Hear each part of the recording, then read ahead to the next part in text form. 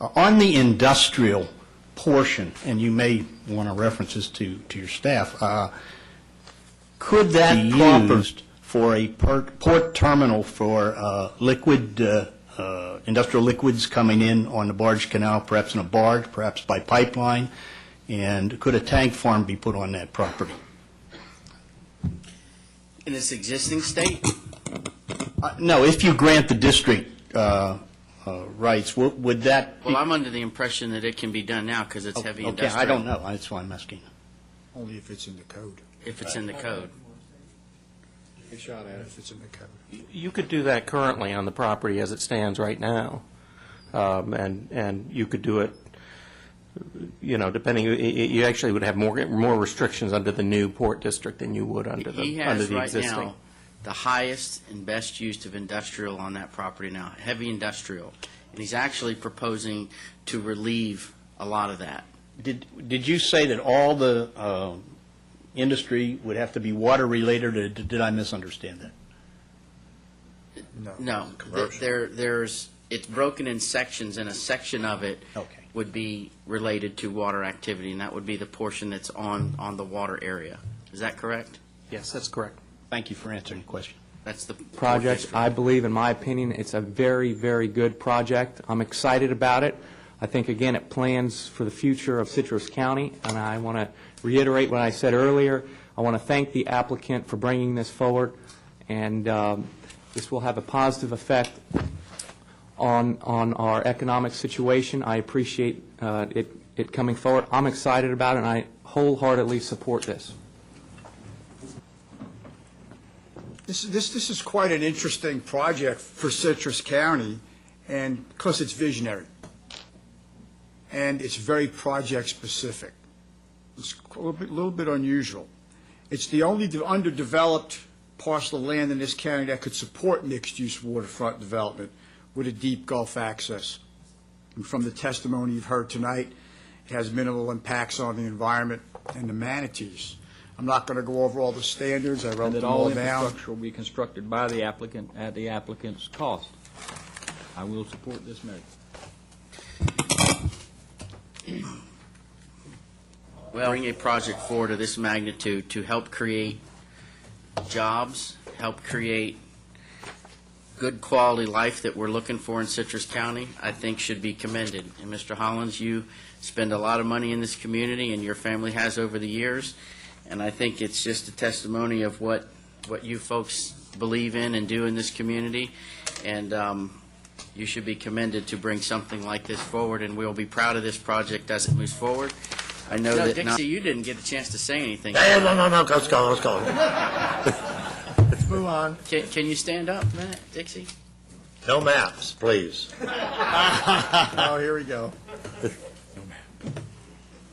You know, I really was sincere in what I said, and I know you sat there and it was hard to listen to some of the stuff, but you should be congratulated in what you're trying to do. I know you spent a lot of time, money, and efforts in this project, and I thank you for bringing it forward. And now that I have the floor, You only got 3 minutes. may the fun begin.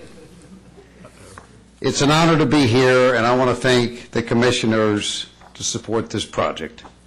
I want to take the time to thank Brad Thorpe, Gary Madoff, and the entire staff for the hard work they have done to help us create and make sure this plan was done to the best and meet the standards of Citrus County, and something that we can be proud of. She took me to the movies, and I went to see, seriously, Michael Jackson.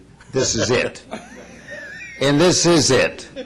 This is the beginning and not the end of a development that we can be proud of in Citrus County. May God bless all of you. Thank you. Thank you, Dixie.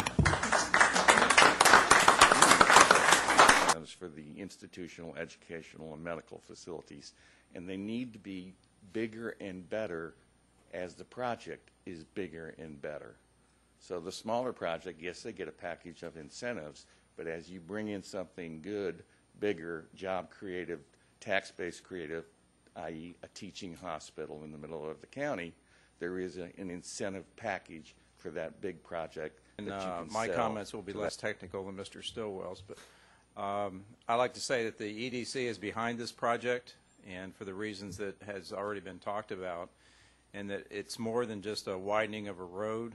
It's a whole comprehensive plan that's taking place for this whole area, both east and west of 491. And it will certainly open it up to economic The development. Chamber of Commerce has long been a proponent of this. The lightning speed with which this board, your staff, and obviously we have to give the props to Mr. Busak for all the work that's been done on this is just amazing.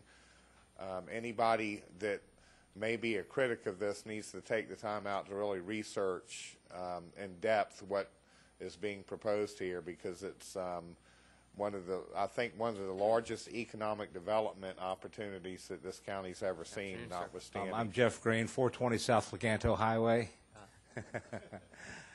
Quite frankly, I've been watching your meetings for weeks now, and I feel very bad that Mr. Busak has taken a lot of abuse from some people. And I want you to know I've attended almost every meeting with Fred, with Jeff, and other people. And the concept that he has brought forward here is, rather than spending millions and millions and millions of dollars on right-of-way acquisition, to inform each property owner along that corridor how they can benefit from this project and donate part or some or all of the land that's needed for this right-of-way acquisition. And he's done an outstanding job. People make the comment, how many contracts does he have signed? I'm going to tell you what, he's got them lined up to sign.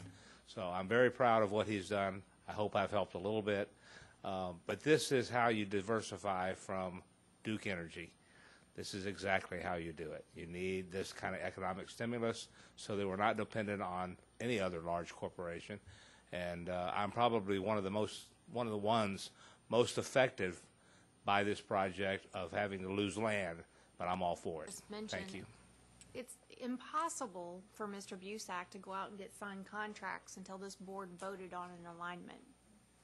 So this was the necessary step in order to proceed to get the contract signed. So people ask, like Jeff said, why don't you have signed contracts? You couldn't until this board voted on the alignment. All right, this is one of those dumb questions that's got to be asked. In exchange for the land that he would provide for the right-of-way, can we move his house back so that he can live in his home? Yes. I mean, that's 1924, and we got people, so, you know, if he donates his land, let's move his freaking house for him. Okay? Work it out. Thank you. You're welcome. Thank you, Commissioner. Anyone else? Can you move mine, JJ? Okay, last time. Okay, we're going to close the public part of the motion. There's a motion and a second on the floor. Commissioners, do we have any further comments? Would that be an amendment to move the freaking house as part of? Whatever it takes to get it done. Just seeking clarification. I think we all have clarification. I'm not one to normally respond to negative criticism or address it, but I do think it's worth us pointing out. We've sat up here and we've heard multiple times now, multiple people come before this board and want to know what Fred Busak is doing for the money that has been spent.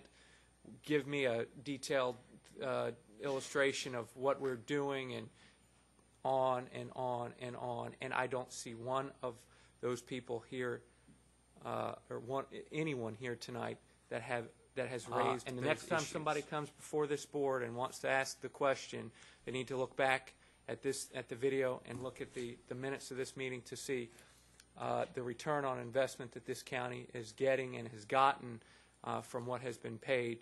Because if we would have moved forward with it in any other typical way that you typically do any right-of-way or road expansion, it would have cost a significant amount of money. I think property appraiser Jeff Green mentioned that as well. And the fact of the matter is, this is a very positive impact for this community, and good work. So, I'll just make one follow-up comment. I serve as a transportation liaison for the county, and Commissioner D'Amato said earlier, looking 15 years into the future. This is not just a 15-year look into the future. This is very futuristic. It's looking greater than that. Typically when we look at Suncoast Parkway and some of the other state roads that we plan for, we're looking 50 years out. So this is a great project. It fits into a lot of things that we're doing in the county. We talked a little bit about it earlier. We have a feasibility study out on the street right now for a sports complex through tourism. We are not only looking at the Betts Farm on Turkey Oak Drive. We're going to let these people come in, if it gets approved by our board to go forward with it. We're going to have them take a look and tell us where they think it might fit best. It could be Turkey Oak. It could be the Central Ridge The Park. concept of a Canto medical community, which morphed into a Carter-type study, was only 3 years ago, 2010. And to go this far, this fast, in this climate, is warp speed in Citrus County. And the second one is, and Rebecca just hinted on that, I want to go ahead and say it tonight because it is important. This particular corridor and what surrounds it should be viewed as New Citrus County. Just like the land north of Tampa is called New Tampa,